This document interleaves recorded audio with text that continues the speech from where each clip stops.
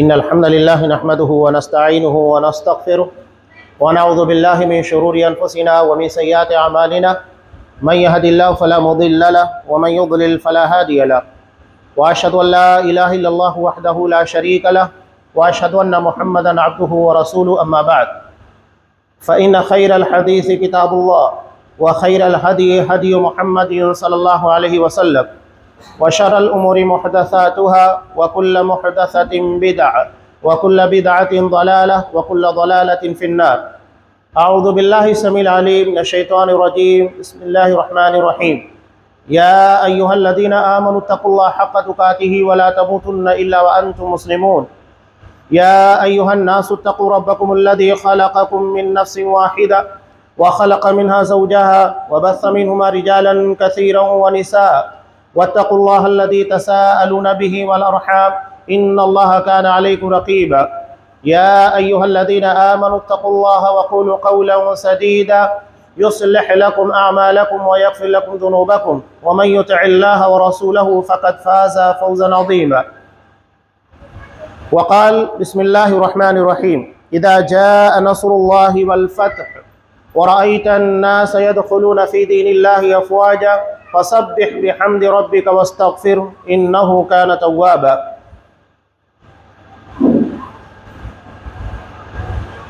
تمام قسموں کی تعریفات اللہ رب العالمین وحدہ لا شریک کے لیے لائق و زیبا ہے، جو ساری کائنات کا تنہا خالق و مالک ہے، اور بے شمار درود و سلام ہو اللہ کے آخری نبی جناب کریم محمد رسول اللہ صلی اللہ علیہ وسلم کی ذات مقدسہ پر۔ محترم سامعین، عزیز مار بہنوں، نبی کریم صلی اللہ علیہ وسلم کی پوری زندگی جب سے آپ کو نبی بنایا گیا، آپ کے سر پر تاج رسالت رکھا گیا، تب سے لے کر آپ کی زندگی کی آخری سانس تک جو بھی معاملات پیش آئے، قرآن مجید نے اسے مسلمانوں کے لیے اسوہ بنا دیا۔ لَقَدْ كَانَ لَكُمْ فِي رَسُولِ اللَّهِ أُسْوَةٌ حَسَنَةٌ، کہ تمہارے لیے رسول اللہ صلی اللہ علیہ وسلم کی زندگی میں بہترین نمونہ ہے۔ قرآن نے یہاں پر آپ صلی اللہ علیہ وسلم کا نام نہیں لیا، بلکہ رسالت کا تذکرہ کیا، اس لیے کہ آپ صلی اللہ علیہ وسلم کا نام لینے کا مطلب یہ ہوتا جب سے آپ کی پیدائش ہوئی تب سے آپ محمد ہیں صلی اللہ علیہ وسلم، لیکن آپ رسول 40 سال کی عمر میں بنائے گئے، اور نمونہ ہمارے لیے نبی کریم صلی اللہ علیہ وسلم کی رسالت والی زندگی ہے، یعنی جب سے آپ کو رسول بنایا گیا۔ اسی لیے قرآن مجید نے آپ صلی اللہ علیہ وسلم کی رسالت کا تذکرہ کیا۔ جب سے آپ کو نبی بنایا گیا، رسول بنایا گیا، وہ ہمارے لیے نمونہ بن گئے۔ نبی کریم صلی اللہ علیہ وسلم کی پوری زندگی کا آخری باب جو کہ ربیع الاول مہینے میں شروع ہوا، سفر سے جس کا آغاز ہوتا ہے اخیر سفر میں، اور ربیع الاول کے 12 دن اس میں شامل ہے۔ نبی کریم صلی اللہ علیہ وسلم کی پیدائش کے بارے میں اختلاف پایا جاتا ہے، کچھ کہتے ہیں کہ 8 ربیع الاول، کوئی کہتا ہے 9، کوئی کہتا ہے 12۔ مولانا صفی الرحمن مبارک پوری رحم اللہ نے اپنی شہرہ آفاق کتاب الرحیق المختوم، جو کہ سیرت کے پر ایک جامع ترین اور انعام یافتہ کتاب ہے، اس میں کمال پاشا کی تحقیق کے مطابق لکھا کہ آپ صلی اللہ علیہ وسلم کی پیدائش 9 ربیع الاول کو ہوئی، یہ زیادہ محقق ہے، یہی بات ثابت ہے۔ 12 ربیع الاول آپ صلی اللہ علیہ وسلم کی وفات ہوئی، اس بارے میں کوئی اختلاف نہیں، لیکن پیدائش آپ صلی اللہ علیہ وسلم کی 9 ربیع الاول کو ہوئی، 12 ربیع الاول کو نہیں۔ یہ بات محقق ہے، تحقیق سے ثابت ہے، اس لیے کہ مسلم کی روایت کے مطابق نبی کریم صلی اللہ علیہ وسلم سے جب یہ سوال کیا گیا کہ آپ پیر کے دن روزہ کیوں رکھتے ہیں، تو آپ صلی اللہ علیہ وسلم نے کیا کہا؟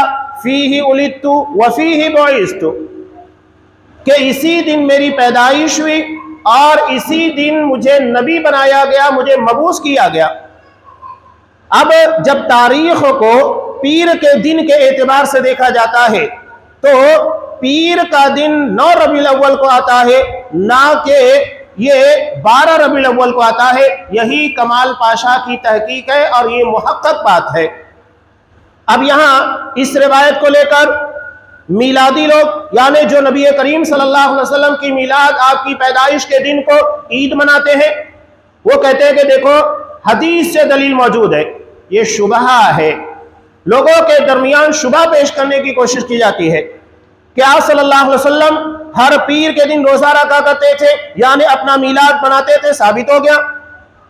کہاں بات ہر پیر کی چل رہی ہے اور کہاں بات 12 ربیع الاول یعنی سال میں ایک مرتبہ کی؟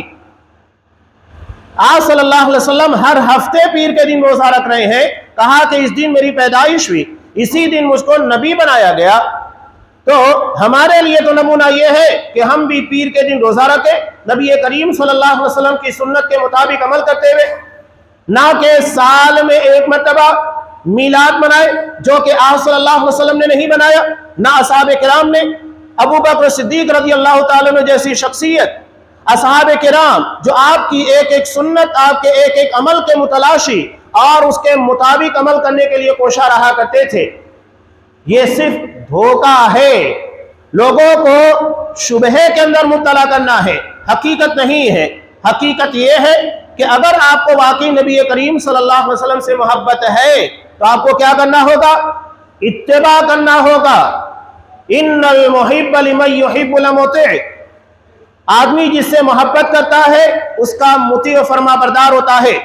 نبی کریم صلی اللہ علیہ وسلم نے جنت میں داخلے کے لیے کیا شرط رکھی؟ اپنی محبت نہیں، اطاعت کو شرط قرار دیا۔ بخاری کی مشہور روایت ہر کوئی جانتا ہے، حضرت ابو ہریرہ رضی اللہ تعالیٰ عنہ سے مروی، نبی کریم صلی اللہ علیہ وسلم نے ارشاد فرمایا، کل امتی يدخلون الجنہ الا من ابا، میری امت کا ہر فرد اللہ کی جنت میں داخل ہوگا سوائے اس کے جو انکار کرے۔ اصحاب کرام نے سوال کیا کہ اللہ کا رسول ومن یابا، جنت میں جانے سے کون انکار کرے گا؟ صحیح بات ہے، جنت میں جانے سے کوئی انکار نہیں کر سکتا۔ مسلمانوں کی بات چھوڑیے، مسلمانوں میں بدعتی بھی ہیں، مشرک ہے، گمراہ ہے، منکرین حدیث ہے، یہ سب موجود ہے، یہ کوئی انکار نہیں کرے گا کہ نہیں مجھ کو جنت میں نہیں جانا ہے۔ لیکن نبی کریم صلی اللہ علیہ وسلم کہہ رہے ہیں کہ جنت میں جانے سے لوگ انکار کریں گے۔ صحابہ نے کہا کہ اللہ کا رسول انکار کرے گا کون؟ غیر مسلموں کے اندر بھی لوگ کہتے ہیں کہ اگر کوئی شخص مر جاتا ہے، اس کی موت واقع ہو جاتی ہے، وفات ہو جاتی ہے، تو کیا کہتے ہیں؟ سورگواسی، یعنی وہ جنتی ہو گیا ہے۔ یہ اہل کفر، اہل شرک، باطل لوگوں کے نظریات اور خیالات ہیں۔ آپ صلی اللہ علیہ وسلم نے کہا کہ لوگ جنت میں جانے سے انکار کریں گے، جبکہ یہاں کفار اور مشرکین انکار نہیں کر رہے ہیں، ہر مرنے والے کے بارے میں کہتے ہیں سورگواسی، وہ جنتی ہو گیا۔ آپ صلی اللہ علیہ وسلم نے کہا کہ اصول بتایا، اور یہی اصول امت کے تمام لوگوں کے پر فٹ ہوگا، اصول کے مطابق کام ہوگا، نہ کہ اپنی اپنی خواہشات اور جذبات کے مطابق فیصلے کیے جائیں گے۔ آپ صلی اللہ علیہ وسلم نے اصول بیان کیا، من اطاعنی دخل الجنہ، جو میری اطاعت کرے گا وہ جنت میں داخل ہوگا، ومن عصانی فقط ابا، اور جو میری نافرمانی کر رہا ہے وہ جہنم میں داخل ہوگا۔ آپ صلی اللہ علیہ وسلم نے زبان نہیں کردار کو اہمیت دی، آپ صلی اللہ علیہ وسلم نے محبت نہیں اطاعت کو جنت میں داخلے کا ذریعہ بتایا۔ اب آپ صلی اللہ علیہ وسلم کی محبت ضروری ہے، ایسا نہیں ہے کہ بغیر محبت کے اطاعت ہو سکتی ہے، نہیں، آپ صلی اللہ علیہ وسلم کی اطاعت و فرما برداری یہ بڑا مشکل ترین مرحلہ ہے کہ آپ سخت ترین سردی کی راتوں میں دن بھر کے تھکے ہوئے گرم بستروں کے پر آرام کی نیند لے رہے ہیں، نیند کی آغوش میں ہے، اچانک آواز آتی ہے کہ حی علی الفلاح، آؤ کامیابی کی طرف، حی علی الصلاح، آؤ نماز کی ادائیگی کے لیے۔ ایسے میں اپنے آرام اور سکون کو چھوڑ کر اللہ کی عبادت، اللہ کی بندگی، اس کے حضور سر بسجود ہونا، یہ آسان کام نہیں ہوتا۔ لیکن یہ چیز کب آسان ہو جاتی ہے؟ جب اللہ اور رسول اللہ صلی اللہ علیہ وسلم کی محبت دلوں کے اندر ہو۔ اسی لیے آپ صلی اللہ علیہ وسلم نے ارشاد فرمایا کہ لا یؤمن احدکم حتی اکون احب الیہ من والدہ وولدہ والناس اجمعین، تم میں کا کوئی شخص اس وقت تک مومن نہیں ہو سکتا جب تک کہ میں اس کے نزدیک دنیا کے تمام لوگوں سے زیادہ محبوب نہ بن جاؤں۔ اس لیے کہ یہ محبت ہمیں اطاعت کے راستے کے پر چلنے کے لیے آسانی فراہم کرتی ہے۔ جس کی جتنی زیادہ محبت ہوگی اللہ تبارک و تعالیٰ سے، رسول اللہ صلی اللہ علیہ وسلم سے، وہ اتنا زیادہ اللہ اور اس کے رسول کی اطاعت و فرما برداری کرنے والا ہوگا۔ یعنی محبت کی دلیل اطاعت ہے۔ اگر کوئی محبت کا ڈھونگ رچتا ہے اور محبت کے بارے میں عشق رسول کا دعویٰ کرتا ہے لیکن عمل آپ صلی اللہ علیہ وسلم کی سنت کے خلاف، آپ صلی اللہ علیہ وسلم کے طریقے کی مخالفت، تو سمجھ لیجئے گا کہ حقیقت میں وہ محب رسول نہیں ہے۔ محبت کا پیمانہ اطاعت ہے۔ محبت کو اطاعت کے ذریعے جانا جاتا ہے، پہچانا جاتا ہے، اس کسوٹی کے پر اسے پرکھا جاتا ہے۔ اس کے بغیر محبت کا ثبوت کامل نہیں ہوتا۔ محبت تو دیناریہ کی تھی۔ دیناریہ رضی اللہ تعالیٰ عنہ جنگ احد میں ان کے باپ، بھائی، بیٹا، شوہر، چار قریبی رشتہ دار شریک تھے، اور جب خبریں آتی ہیں میدان جنگ سے، وہ سوال کرتی ہیں، جب خبر آتی ہے کہ تمہارے باپ کو شہید کر دیا گیا، آنسوؤں کو پوچھتی ہیں اور سوال کرتی ہے کہ محمد رسول اللہ صلی اللہ علیہ وسلم کیسے ہیں۔ جب آپ صلی اللہ علیہ وسلم کی خیریت دریافت ہو جاتی ہے تو سکون مل جاتا ہے، خوشی کا اظہار کرتی ہیں۔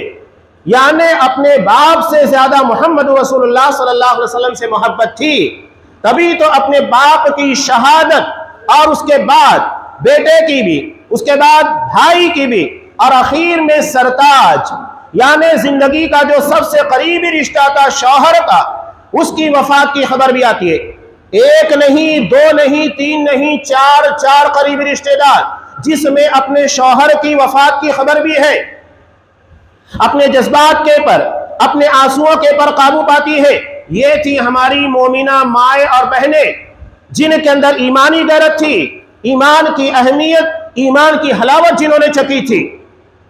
اور یہی ایمانی حلاوت آج بھی اگر ہماری ماں اور بہنوں کے اندر پیدا ہو جائے تو آج ہمارے درمیان جو ارتداد کے مسائل پیدا ہو رہے ہیں کہ ہماری بچیاں غیروں کے ساتھ رشتے نبھا رہی ہیں، ایمان، اسلام، مسلمان، ان تمام چیزوں کو ٹھکرا رہی ہیں، اس کا مطلب یہ ہے کہ انہوں نے ایمان کی اہمیت کو سمجھا ہی نہیں، اس کی حلاوت کو چکھا ہی نہیں۔ اگر ایمان اور ان ساری چیزوں سے ہم انہیں آشنا کیے ہوتے تو آج یہ دن ہمیں نہیں دیکھنا پڑتا۔ آج ہمارے لیے افسوسناک بات یہ ہے کہ ہم دنیا کی ڈگری کو حاصل کرنے کے لیے تاکہ ہمارا بچہ، ہماری بچی دنیا کے اندر کما سکے، دنیا کے اندر سکون کی زندگی گزار سکے، اس کے کمانے کھانے کا بندوبست ہو سکے، اس کی معیشت سنبھلی رہے، اس کے لیے 10 سال، 15 سال، 20 سال تک پڑھایا جاتا ہے۔ لیکن کیا ہم نے اپنے بچوں کے لیے، اپنے لڑکے اور لڑکیوں کے لیے اس ڈگری کو حاصل کرنے کی کوشش کی اور ان کے لیے کچھ وقت نکالا جس کے لیے اللہ تبارک و تعالیٰ نے ہم سب کو پیدا کیا؟ جنتی ہونے کی ڈگری اگر ہمارے معاشرے کے اندر چند افراد ڈاکٹری کی ڈگری حاصل کر لے کافی ہے، 2-3 دواخانے ہمارے مریضوں کے علاج کے لیے کافی ہوتے، یعنی اگر چند لوگ بھی اس ڈگری کو حاصل کرے ہمارے معاملات حل ہو جائیں گے۔ لیکن جنتی ہونے کی ڈگری ایسی ہے جسے ہر مسلمان کو حاصل کرنا ہوگا، بغیر اس کے وہ جنت میں داخل نہیں ہو سکتا۔ تو اس ڈگری کو حاصل کرنا ہر مسلمان کا فریضہ ہے، ذمہ داری ہے۔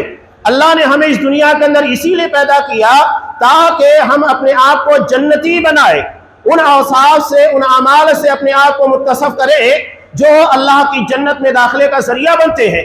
تو یہ ہمارے لیے لازم ہے۔ بہرحال یہ حضرت دیناریہ رضی اللہ تعالیٰ عنہ، چار لوگوں کی شہادت، قریبی رشتہ دار، لیکن اللہ کے رسول صلی اللہ علیہ وسلم کے بارے میں خبر دریافت کر رہی ہے کہ اللہ کے رسول کیسے ہیں۔ جب آپ کی خبر مل جاتی ہے، آپ صلی اللہ علیہ وسلم کا دیدار کر لیتی ہیں تو کیا جملہ کہتی ہیں؟ کل مصیبت بعدک جلل یا رسول اللہ، اللہ کے رسول آپ کے چہرے انور کو دیکھنے کے بعد زندگی کی تمام مصیبتیں، تمام مشکلیں بے معنی ہیں، ہر چیز، ہر پریشانی آپ کے دیدار کے بعد پھیکی پڑ جاتی ہے، کوئی حیثیت نہیں رکھتی۔ یہ محبت ہے۔ یہ تمہیدی بات میں نے اس لیے بیان کی تاکہ ہمارے درمیان لوگوں کو صرف 12 ربیع الاول کے نام کے پر اس کے اصل پیغام، اصل روح کو فراموش کر کے ایک دن کی چاندنی اور اس کے بعد پورے سال آپ صلی اللہ علیہ وسلم کی سنتوں کو روندنا، یہ جو میلاد مناتے بدعت، خرافات، اور کہتے ہیں کہ سوائے ابلیس کے جہاں میں سبھی تو خوشیاں منا رہے ہیں۔ نبی کی میلاد کے پر خوشی کس نے منائی تھی؟ ابو لہب نے منائی تھی، ابو بکر صدیق نے نہیں منائی، نہ آپ صلی اللہ علیہ وسلم نے کبھی اپنی زندگی کے اندر منایا، نہ عمر فاروق نے، نہ حضرت علی نے، نہ عثمان ذو النورین نے، نہ اصحاب کرام میں سے کوئی ملے گا۔ نبی کے میلاد کے پر خوشی منانے والا ابو لہب ہے، اور جسے ابو لہب کی سنت پیاری ہو وہ نبی کا میلاد منائے، اور جسے آپ صلی اللہ علیہ وسلم کی دعوت اور آپ کے مشن اور آپ کی لائی ہوئی تعلیمات سے محبت ہے وہ حضرت ابو بکر صدیق اور تمام اصحاب کرام کے طریقے پر چلے۔ یہ فرق ہے۔ یہ شعر ہمارے لیے اہمیت نہیں رکھتا جو کسی بدعتی اور خرافاتی نے گڑھ لیا اور اسے امت کے پر لا کر تھوپ دیا۔ ہمارے لیے کسی کا شعر نہیں، نبی کریم صلی اللہ علیہ وسلم کی تعلیمات اہمیت رکھتی ہیں۔ یہ ربیع الاول کا آخر حصہ جو آپ صلی اللہ علیہ وسلم کی زندگی کے آخری ایام میں شمار ہوتا ہے، کتنی اہمیت رکھتا ہے آپ کو پتا ہے۔ اس کا پیغام میں چند جھلکیاں آپ کے سامنے پیش کرنے کی کوشش کر رہا ہوں۔ نبی کریم صلی اللہ علیہ وسلم جب اس دنیا سے جانے لگے، یعنی اب آپ صلی اللہ علیہ وسلم کے جانے کے آثار نمایاں ہونے لگے، تو سب سے پہلی چیز جو ظاہر ہوئی اس میں آپ صلی اللہ علیہ وسلم ہر سال رمضان المبارک میں 10 دن کا اعتکاف کرتے، یعنی آخری عشرے کا۔ لیکن جس سال آپ صلی اللہ علیہ وسلم کی وفات ہوئی اس سال آپ صلی اللہ علیہ وسلم نے 20 دن کا اعتکاف کیا۔ اس کے علاوہ نبی کریم صلی اللہ علیہ وسلم نے ایک ہی حج ادا کیا جسے حجۃ الوداع کہا جاتا ہے۔ اس حج میں آپ صلی اللہ علیہ وسلم نے لوگوں سے کہا کہ مجھ سے اپنے حج کے طریقے سیکھ لو، اس لیے کہ میں نہیں جانتا کہ اگلی سال میری تم لوگوں سے ملاقات ہو سکے۔ حضرت معاذ بن جبل رضی اللہ تعالیٰ عنہ کو جب یمن روانہ کرنے لگے تب آپ صلی اللہ علیہ وسلم نے کہا کہ معاذ ہو سکتا ہے کہ یہ میری اور تمہاری آخری ملاقات ہو، اور جب تم دوبارہ مدینہ آؤ گے اس وقت مجھ سے ملاقات نہیں ہوگی بلکہ میری قبر کے پاس سے تمہارا گزر ہوگا۔ حضرت معاذ رضی اللہ تعالیٰ نے بات سن کر رونے لگ گئے۔ تو یہ آپ صلی اللہ علیہ وسلم کے پر آخری آثار نمایاں ہونا شروع ہو گئے۔ چنانچہ اسی دوران آپ صلی اللہ علیہ وسلم پر حجۃ الوداع کے موقع پر ایام تشریق میں سورہ نصر نازل ہوئی۔ خطبہ مسنونہ کے فوراً بعد میں نے اسے پیش کیا۔ اللہ تبارک و تعالیٰ نے اس میں آپ صلی اللہ علیہ وسلم کو اشارہ دے دیا۔ سورہ کا آغاز ہوتا ہے بسم اللہ الرحمن الرحیم، اذا جاء نصر اللہ والفتح، اللہ کی مدد آ گئی اور فتح مکہ مل چکا، مشرکین کے پر غلبہ حاصل ہو چکا، اللہ کا گھر مشرکین اور ان کی عبادت ان کے شرک سے پاک صاف ہو چکا ہے۔ وَرَأَيْتَ النَّاسَ يَدْخُلُونَ فِي دِينِ اللَّهِ أَفْوَاجًا، اور آپ دیکھ رہے ہیں لوگ جوق در جوق اسلام میں داخل ہو رہے ہیں۔ کہاں؟ مکہ کے فتح ہوتے وقت یعنی سن 8 ہجری میں مسلمانوں کی تعداد 10,000 کے آس پاس تھی، ان کا لشکر اتنا بڑا تھا۔ وہیں حجۃ الوداع کے موقع پر صرف 2 سال کا وقفہ بھی تھا کہ مسلمانوں کی تعداد لاکھوں میں پہنچ گئی۔ جب آپ صلی اللہ علیہ وسلم نے حج ادا کرنے کے لیے لوگوں میں اعلان کیا تب آپ صلی اللہ علیہ وسلم کے ساتھ 1 لاکھ سے زیادہ لوگوں نے حج ادا کیا، اتنی بڑی تعداد۔ قرآن مجید وہی کہہ رہا ہے وَرَأَيْتَ النَّاسَ يَدْخُلُونَ فِي دِينِ اللَّهِ أَفْوَاجًا، آپ دیکھ رہے ہیں کہ لوگ جوق در جوق اسلام میں داخل ہو رہے ہیں، یعنی قبیلہ در قبیلہ، فوج در فوج داخل ہوتے چلے جا رہے ہیں۔ اب کیا کرنا ہے؟ یہ اشارہ تھا کہ آپ کا مشن پورا ہو چکا ہے، جس مقصد کے لیے اللہ تبارک و تعالیٰ نے آپ کو دنیا کے اندر نبی بنایا، مبعوث کیا، وہ مشن پورا ہو چکا ہے۔ اب کیا کرنا ہے؟ فَسَبِّحْ بِحَمْدِ رَبِّكَ وَاسْتَغْفِرْ، اپنے رب کی تسبیح بیان کرو اور اپنے رب سے اپنے گناہوں کی مغفرت طلب کرو۔ قرآن پہلے تسبیح کا حکم دیا، اس کے بعد استغفار کا حکم دیا۔ تسبیح اللہ تبارک و تعالیٰ کو تمام عیوب سے، تمام نقائص سے پاک، صاف اور مبرہ قرار دینا ہے، یہ تسبیح ہے۔ یعنی اللہ کی ذات اور اس کی صفات میں کسی بھی قسم کا نقص نہیں ہے۔ اللہ کو ان تمام عیوب سے مبرہ ماننا ہے، یہ ہمارے ایمان کا تقاضا، ہمارے ایمان کا حصہ ہے۔ اور اس کے بعد اپنے آپ کو غلط مانو، واستغفر، اپنے گناہوں کے تعلق سے اللہ سے مغفرت طلب کرو۔ یعنی ہم خطا کار، ہم گنہگار ہیں، غلطیاں ہم سے ہوتی ہیں، اللہ تبارک و تعالیٰ سے کوئی غلطی نہیں ہوتی۔ یہ استغفار کا زندگی کے اندر، زندگی کے آخر موقع پر حکم دیا گیا۔ ویسے استغفار یعنی اللہ سے مغفرت طلب کرنا، یہ زندگی کے ہر شعبے کے اندر اہمیت رکھتا ہے، لیکن جب ہماری زندگی کا آخر مرحلہ آ جائے تو ایسے میں زیادہ اللہ سے استغفار کرنا چاہیے، اس لیے کہ اب دنیا سے وداعی اور اللہ کے پاس پہنچنے کا وقت قریب آ چکا ہے۔ انہ کان توابا، وہ بڑا توبہ کو قبول کرنے والا اور اپنے گناہ اپنے بندوں کو بخش دینے والا ہے۔ اس سورہ کے ضمن میں حضرت عمر فاروق رضی اللہ تعالیٰ عنہ کا مشہور واقعہ بھی ہے کہ حضرت عمر فاروق رضی اللہ تعالیٰ عنہ اپنے دور خلافت میں اجلہ اصحاب کرام یعنی جو بزرگ صحابہ تھے، بڑی عمروں کے تھے، ان لوگوں کے درمیان حضرت عبداللہ بن عباس رضی اللہ تعالیٰ عنہ کو بھی بٹھایا کرتے تھے۔ کچھ لوگوں کو اعتراض ہوا کہ اتنے بڑے بڑے صحابہ، ان کے درمیان ایک بچے کو جس کی عمر 15 سال کے آس پاس ہے، اسے بٹھانے کی ضرورت کیا ہے؟ حضرت عمر فاروق رضی اللہ تعالیٰ عنہ نے اس بات کا جواب نہیں دیا، بلکہ تب تمام اصحاب کرام موجود تھے، انہیں کی موجودگی میں ایک سوال کیا، سورہ نصر کو ان لوگوں کے سامنے پیش کیا، اور پیش کرنے کے بعد کہا کہ اس کا شان نزول یعنی یہ سورہ کیوں نازل ہوئی، اس کا بیک گراؤنڈ کیا ہے، کس پس منظر میں نازل ہوئی ہے، بتاؤ۔ تو کچھ صحابہ نے کہا کہ اس میں نبی کریم صلی اللہ علیہ وسلم کو تسبیح کرنے کا، استغفار کرنے کا حکم دیا گیا ہے۔ اس میں کسی نے کہا کہ آپ صلی اللہ علیہ وسلم جب یہ دیکھے کہ لوگ اسلام میں جوق در جوق داخل ہو چکے ہیں تو آپ اللہ کی حمد و ثنا بیان کیجئے، اللہ کی تعریف کیجئے کہ اتنے سارے لوگ مسلمان ہو گئے۔ ہر کسی نے اپنے اعتبار سے جواب دیا۔ اخیر میں حضرت عمر فاروق رضی اللہ تعالیٰ عنہ نے حضرت عبداللہ ابن عباس رضی اللہ تعالیٰ عنہ سے سوال کیا کہ بتاؤ اس سورہ کے نزول کا مقصد کیا ہے، شان نزول کیا ہے، تم بتاؤ۔ انہوں نے صرف ایک چھوٹا سا مختصر سا جملہ کہا، فیہ نعی رسول اللہ صلی اللہ علیہ وسلم، اس میں رسول اللہ صلی اللہ علیہ وسلم کی موت کی خبر دی گئی ہے۔ کیوں؟ اس لیے کہ آپ کو جس مقصد کے لیے بھیجا گیا تھا وہ پورا ہو چکا ہے، یعنی اب آپ کو اپنی آنے والی زندگی ایک نئے سفر کے آغاز کے لیے تیاری کرنا ہے۔ اب دنیا سے آپ کو کوچ کرنا ہے، آپ کا مقصد پورا ہو چکا ہے، مشن تکمیل کو پہنچ چکا ہے، لہذا اب اللہ تبارک و تعالیٰ کے پاس آپ کو بلانا آنے والا ہے، اس لیے آپ کو زیادہ سے زیادہ اس سفر کے لیے تیاری کرنا ہے۔ حضرت عمر فاروق رضی اللہ تعالیٰ عنہ نے کہا کہ اسی بنیاد کے پر انہیں یہاں بٹھایا جاتا ہے۔ یہ ان کی ذہانت تھی، قرآن مجید کے تعلق سے گہرا علم تھا، اس بنیاد کے پر انہوں نے کہا کہ اس میں آپ صلی اللہ علیہ وسلم کی موت کی خبر دی گئی ہے۔ اب یہاں ضمناً ایک بات اور بیان کر دوں، لوگ کہتے ہیں کہ نبی کریم صلی اللہ علیہ وسلم کے لیے وفات، موت یہ لفظ استعمال نہیں کرنا چاہیے۔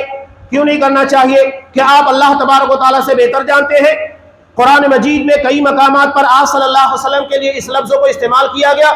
سورہ زمر میں اللہ نے کہا اِنَّكَ مَيِّتٌ وَإِنَّهُمْ مَيِّتُونَ، کہ آپ کو بھی موت آئے گی، یعنی آپ کو بھی دنیا سے جانا ہے۔ میت کا لفظ قرآن نے آپ صلی اللہ علیہ وسلم کے لیے استعمال کیا، تو بتاؤ کیا قرآن سے اس لفظ کو نکال دیا جائے؟ کیا آپ قرآن سے بہتر جانتے ہیں نبی کریم صلی اللہ علیہ وسلم کے مقام کو؟ دوسری جگہ سورہ بقرہ، سورہ آل عمران میں اللہ نے بیان کیا وَمَا مُحَمَّدٌ إِلَّا رَسُولٌ قَدْ خَلَتْ مِن قَبْلِهِ الرُّسُلُ أَفَإِن مَّاتَ أَوْ قُتِلَ انقلبتم عَلَىٰ أَعْقَابِكُمْ، کہ محمد صلی اللہ علیہ وسلم ایک رسول ہے، آپ سے پہلے بہت سارے رسول آئے اور گئے۔ أَفَإِن مَّاتَ، اگر محمد صلی اللہ علیہ وسلم کو موت آ جاتی ہے، آپ کو وفات ہو جاتی ہے، یا آپ کو شہید کر دیا جاتا ہے، انقلبتم علی اعقابکم، تم اپنے ایڑیوں کے بل دین سے پھر جاؤ گے، یعنی دین اسلام کو چھوڑ دو گے۔ جنگ احد میں آپ صلی اللہ علیہ وسلم کے تعلق سے یہ افواہ پھیلی تھی کہ آپ صلی اللہ علیہ وسلم کو شہید کر دیا گیا۔ اسی تناظر میں یہ آیت نازل ہوئی۔ قرآن کہہ رہا ہے کہ کیا محمد صلی اللہ علیہ وسلم کو اگر موت واقع ہو جائے، اب بتائیے قرآن میں یہ لفظ استعمال ہوا، اور آج کے لوگ یہ کہتے ہیں کہ نہیں آپ کے لیے وصال پردہ کر گئے، یہ کہاں ہے حدیث کے اندر؟ قرآن میں کہاں اس طرح کا؟ یہ قرآن و حدیث کی تعبیرات اور قرآن و حدیث کی فہم کے خلاف ہے۔ پہلے تو وہ دھڑلے کے ساتھ لوگ کہتے تھے، ابھی عید میلاد کہنے لگے، پہلے کیا کہتے تھے؟ 12 وفات۔ اور جب وفات کے پر اعتراض ہونے لگا کہ آپ تو نبی کریم صلی اللہ علیہ وسلم کے لیے وفات کا لفظ استعمال نہیں کرتے، تو پھر اسے تبدیل کر دیا گیا، کہا کہ عید میلاد۔ اگر عید ہے، اسلام نے 2 ہی عیدیں دی ہیں، کوئی تیسری عید نہیں دی ہمیں۔ آپ صلی اللہ علیہ وسلم مدینہ آئے، لوگ خوشیاں مناتے تھے، اللہ کے رسول نے کہا کہ اللہ نے تمہارے اس کے مقابلے میں ہمیں 2 عید عطا کی۔ شریعت، تہوار، یہ ساری چیزیں نبی بتائے گا۔ آج کا یہ جاہل علماء اور یہ جاہل فقہا جن کی نظر قرآن و حدیث کے پر استنباط اور اس کے دلائل سے زیادہ لوگوں کے جیب کے پر ہوتی ہے، اپنے پیٹوں کے بھرنے کے پر ہوتی ہے، اپنی دنیا سنوارنے کے پر ہوتی ہے، آخرت سنوارنے پر نہیں، یہ بتائیں گے۔ تو یہ آپ صلی اللہ علیہ وسلم کے لیے استعمال ہوا، اور یہی چیز حضرت ابو بکر صدیق نے آپ صلی اللہ علیہ وسلم کی وفات کے وقت اسی آیت کو پیش کیا تھا، وہ آگے آئے گا انشاءاللہ۔ بہرحال آپ صلی اللہ علیہ وسلم کے یہ آثار نمایاں ہونا شروع ہوئے۔ اوائل سفر 11 ہجری میں آپ صلی اللہ علیہ وسلم دامن احد میں تشریف لے گئے، جہاں پر جنگ احد میں شہید ہونے والے اصحاب کرام کی قبریں تھیں، وہاں آپ صلی اللہ علیہ وسلم گئے، اور وہاں جانے کے بعد آپ صلی اللہ علیہ وسلم نے ان لوگوں کے لیے اسی طرح دعا کی جس طرح زندوں کے لیے دعا کی جاتی ہے، اس طرح آپ صلی اللہ علیہ وسلم نے ان کے حق میں دعا کی۔ اور اس کے بعد آپ صلی اللہ علیہ وسلم نے ارشاد فرمایا، انا فرطکم علی الحوض، میں حوض کوثر کے پر تمہارا میر کارواں ہوں۔ میر کارواں یعنی سب سے پہلے حوض کوثر کے پر پہنچنے والا، تمہاری نمائندگی کرنے والا، تمہاری قیادت کرنے والا۔ آپ صلی اللہ علیہ وسلم نے وہاں پر یہ بھی کہا کہ فتنے رات کی تاریکیوں کی طرح یکے بعد دیگرے آتے چلے جا رہے ہیں، اور تم لوگ اس فتنوں سے محفوظ ہو۔ آپ صلی اللہ علیہ وسلم نے ان لوگوں کے لیے وہاں پر دعا کی، اور اس کے بعد آپ صلی اللہ علیہ وسلم جب وہاں سے واپس آئے، ایک جنازے میں شرکت کے لیے گئے تھے، آپ صلی اللہ علیہ وسلم کے سر میں درد ہوا۔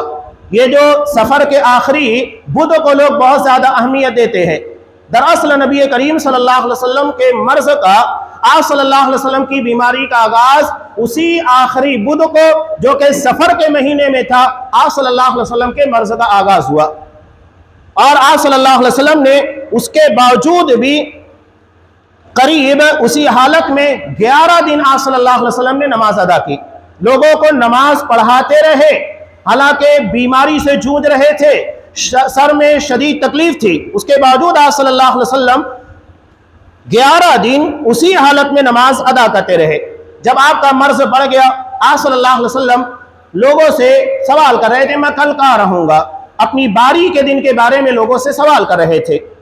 ازواج مطہرات اس بات کو سمجھ گئی، چنانچہ انہوں نے اجازت دی کہ آپ حضرت عائشہ رضی اللہ تعالیٰ عنہ کے یہاں پر اپنے ان بیماری کے دنوں کے اندر رہ سکتے ہیں۔ چنانچہ آپ صلی اللہ علیہ وسلم نے وہاں پر اپنے آپ کو شفٹ کر لیا، اور آپ کا جو بقیہ دن تھا وفات تک کا حضرت عائشہ رضی اللہ تعالیٰ عنہ کے حجرے میں ہی تھا۔ آپ صلی اللہ علیہ وسلم نے ان دنوں میں جو آپ صلی اللہ علیہ وسلم کی زندگی کے اخیر ایام ہیں، جو احکامات اور جو پیغامات دیے، یہ دراصل آپ کی زندگی کے اخیر پیغام ہیں۔ ہم نے عید میلاد یا اس دنوں میں جڑی ہوئی جو بدعات اور خرافات ہے، ان ساری چیزوں کو اہمیت دی، لیکن آپ اپنی زندگی کے اخیر ایام میں امت تک کیا پیغام دے کر گئے وہ ہمیں یاد نہیں رہا۔ آپ صلی اللہ علیہ وسلم نے منبر کے پر نماز ظہر ادا کرنے کے بعد اپنے آپ کو پیش کیا، اور پیش کرنے کے بعد کیا کہا کہ اگر میرا کسی کے ساتھ کچھ لینا دینا ہے میں نے اپنی ذات سے کسی کو تکلیف پہنچائی، یا تو میں نے کسی کا کچھ قرض لیا ہے، پیسہ لیا ہے، اسے میں نے واپس نہیں کیا ہے تو لے لے۔ ایک صحابی کھڑے ہوئے کہا کہ اللہ کے رسول میرے 3 درہم آپ کی طرف باقی ہے۔ آپ صلی اللہ علیہ وسلم نے فوراً حضرت فضل بن عباس رضی اللہ تعالیٰ عنہ سے کہا کہ اس کا قرض ادا کر دیا جائے۔ یہاں ایک اہم مسئلہ معلوم ہوتا ہے کہ اگر ہم نے لوگوں کا کچھ لیا ہے اور یہ سمجھتے ہیں کہ اس طرح اللہ کے یہاں پر خلاصی ہوگی، نجات ہوگی، ممکن نہیں ہے۔ حقوق العباد اللہ کے یہاں پر نہیں بخشا جائے گا۔ آپ صلی اللہ علیہ وسلم نے کیا کہا؟ مسلم کی روایت ہمیں پڑھائی جاتی ہے، سنتے ہیں کہ اگر بغیر سینگ والی بکری کو سینگ والی بکری نے مارا ہے تو اللہ بغیر سینگ والی کو سینگ دے گا تاکہ وہ اپنا انتقام لے سکے۔ تو جب نادان ناسمجھ جانوروں کے درمیان انصاف ہوگا تو پھر سمجھدار انسان اور جنات جن کے پر شریعت لاگو کی گئی، جنہیں مکلف بنایا گیا، ان کے پر کیا انصاف نہیں ہوگا؟ آج ہمارے یہاں ایک بڑا عجیب المیہ یہ بھی ہے، لوگ یہ سمجھتے ہیں جیسا کہ لوگوں کو بتایا جاتا ہے کہ جمعہ کے دن نماز عصر کے بعد ایک درود لوگوں کو بتایا گیا جو آپ صلی اللہ علیہ وسلم سے ثابت نہیں، کہ اگر اسے 80,000 مرتبہ جو بھی اس کی تعداد بتائی جاتی ہے، اگر کوئی اس کو پڑھ لے 1000 مرتبہ جو بھی اس کی تعداد ہے تو اس کے نتیجے میں اس کے 80 سال کے گناہ بخش دیے جائیں گے۔ اب اس کا نتیجہ لوگوں میں کیا نکلتا ہے؟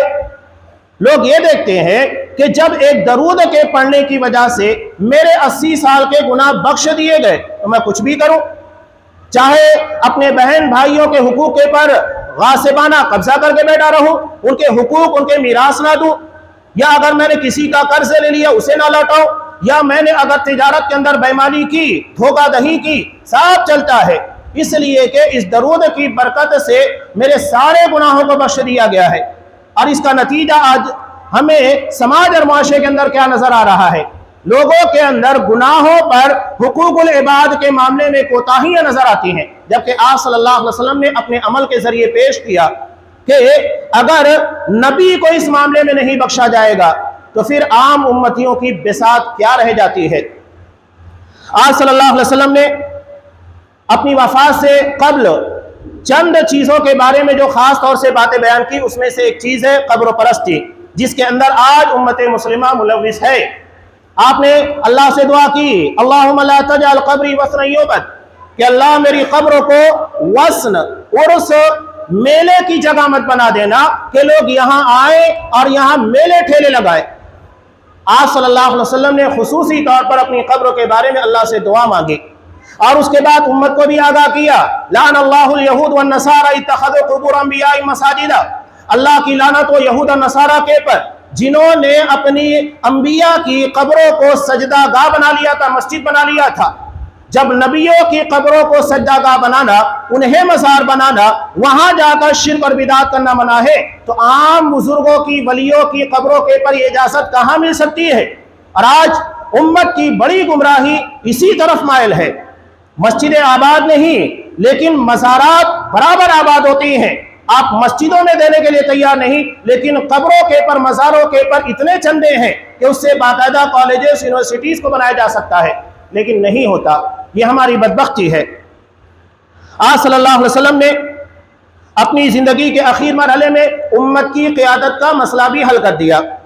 حضرت ابو بکر صدیق رضی اللہ تعالیٰ عنہ کو حکم دیا، مروا ابا بکر فلیصلی بالناس، کہ ابو بکر صدیق کو حکم دو وہ لوگوں کی نماز کے لیے امامت کرے۔ آپ صلی اللہ علیہ وسلم کی حیات مبارکہ میں 17 نمازیں حضرت ابو بکر صدیق رضی اللہ تعالیٰ عنہ نے نماز ادا کی، امامت کی، اور آخر نماز فجر میں آپ صلی اللہ علیہ وسلم نے پردہ ہٹا کر دیکھا، لوگ ابو بکر صدیق کے پیچھے نماز ادا کر رہے ہیں، خوشی کا اظہار کیا، یعنی وہ تمام مسائل امت محمدیہ کے جو تھے آپ صلی اللہ علیہ وسلم نے ادا کر دیے۔ انہیں شرک و بدعت، 2 چیزیں جو آپ صلی اللہ علیہ وسلم نے آخر مرحلے کے اندر بیان کی تھی، وہ آپ نے کیا کہا؟ آپ صلی اللہ علیہ وسلم نے اپنی زندگی کے بالکل آخر دن کے اندر الصلاۃ وما ملکت ایمانکم، نماز قائم کرنا، نماز ادا کرتے رہنا، اور اپنے ماتحتوں کے ساتھ اچھا سلوک کرنا، 2 چیزیں ہیں۔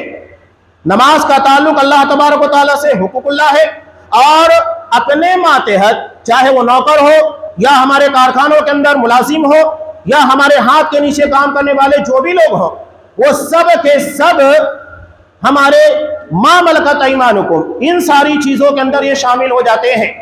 آپ صلی اللہ علیہ وسلم نے اللہ کا حق اور بندے جو تمہارے ماتحت ہوتے ہیں، زیر نگی ہوتے ہیں، چاہے ہماری بیویاں ہوں یا ہمارے بچے ہوں، جو ہماری زیر کفالت آ جاتے، تمام لوگوں کے بارے میں آپ صلی اللہ علیہ وسلم نے احسان کرنے کا حکم دیا، یعنی نماز کے ذریعے اللہ تبارک و تعالیٰ سے اپنا رابطہ مضبوط کیا جائے اور حقوق العباد کو بہتر طور پر نگایا جائے۔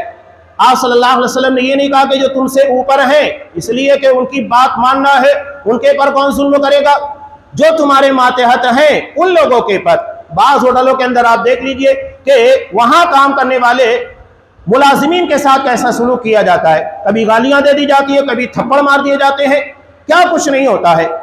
یہ مالکانہ اختیار جتایا جا رہا ہے۔ آپ صلی اللہ علیہ وسلم نے اپنی 10 سالہ زندگی میں مدینہ کے اندر حضرت انس رضی اللہ تعالیٰ عنہ کہتے ہیں جو آپ کے خادم تھے، آپ صلی اللہ علیہ وسلم نے کبھی ان کو ڈانٹا تک نہیں، مارنے کی بات بہت دور کی ہے، آپ نے انہیں ڈانٹا تک نہیں۔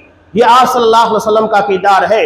اگر آپ سے محبت کا تقاضا ہے اور محبت کا اظہار کرنا چاہتے ہو تو آپ کی سنت کو اپنایا جائے، یہی پیغام ہے۔ نبی کریم صلی اللہ علیہ وسلم نے اپنی زندگی کے اخیر ایام میں ان چند اہم چیزوں کے بارے میں کہا، اور ایک بات آپ صلی اللہ علیہ وسلم نے اور بیان کی جو آپ کی وصیت تھی۔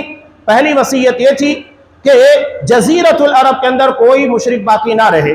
آپ صلی اللہ علیہ وسلم نے یہ بھی کہا جس طرح وفود کی، یعنی جو غیر مسلمین یا مسلمانوں سے ملنے آیا کرتے تھے حکومتی سطح کے پر، ان لوگوں کا بہترین خیال کرنا۔ لوگ اعتراض کرتے ہیں، سمجھتا نہیں ہے اسلام کی تعلیمات کے بارے میں۔ جب سعودی عرب جانے کے بعد چاہے وہ ہمارے ملکوں کا منسٹر ہو، پرائم منسٹر، وزیر اعظم یا کسی بھی ملک کا ہو، وہ اس کی بہترین خاطر تواضع کرتے ہیں۔ لوگ کہتے ہیں دیکھو عزت دے رہے ہیں، یہ عزت دینا نبی کریم صلی اللہ علیہ وسلم کے حکم کے مطابق ہے، آپ کی وصیت ہے۔ تو آپ صلی اللہ علیہ وسلم نے جو تلقین کی وہ کیا۔ تو یہ آپ صلی اللہ علیہ وسلم کی زندگی کے اخیر ایام کے چند اہم پیغامات تھے جو میں نے آپ کے سامنے پیش کرنے کی کوشش کی۔ محبت کا تقاضا یہ ہے کہ ان وصیتوں کے پر، ان احکامات کے پر عمل کیا جائے، یہ آپ صلی اللہ علیہ وسلم سے حقیقی محبت کا اظہار ہوگا۔ اللہ تبارک و تعالیٰ سے دعا ہے کہ پروردگار ہمیں شرک، بدعت، خرافات جو خاص طور سے میلاد کے نام کے پر اور اس مہینے کے اندر منائی جاتی ہے، ان تمام چیزوں سے محفوظ رکھ کے آپ صلی اللہ علیہ وسلم کی سنت کے مطابق عمل کرنے کی توفیق دے۔ ہمیں وہ محبت عطا کر جو آپ صلی اللہ علیہ وسلم کی اطاعت و فرما برداری کی طرف لے کر جائے، آپ کا مطیع بنا، فرما بردار بنا، اور ہر قسم کے شرکیات اور خرافات سے ہمیں محفوظ رکھ۔ آمین۔